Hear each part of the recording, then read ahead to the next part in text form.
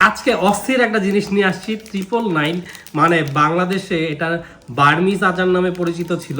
ছোট ছোট বড়ই ছিল 2 টাকা 1 টাকা প্যাকেটে। আপনার যদি আমার মানে কাছাকাছি বয়স হন তাহলে আপনি বুঝতে পারবেন যে ছোটবেলায় এগুলো কত স্বাদের ছিল।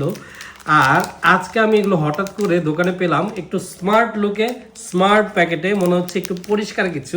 ছোটবেলায় দেখতে ময়লা টয়লা লাগলেও খেতাম, বিকজ ওটা এত বেশি মজা লাগতো, এটা অন্য কোনো আচারে পেতাম না।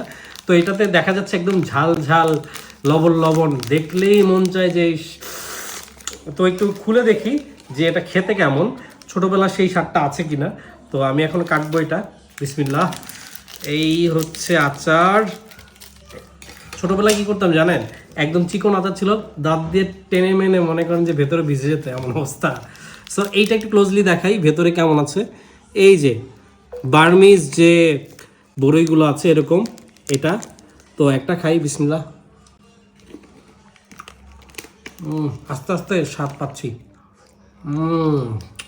ভাই, অস্থির জিনিস।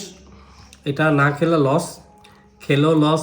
দিল্লি কা লাড্ডু খেলেও পস্তাবেন, না খেলেও পস্তাবেন, তবে খেয়ে পস্তানোই ভালো, বিকজ এটা অনেক মজা, এখন অনেক মজা, এবং এই ভার্সনটা আরও বেশি মজা। You can try. Thank you সবাইকে। আসসালামু আলাইকুম।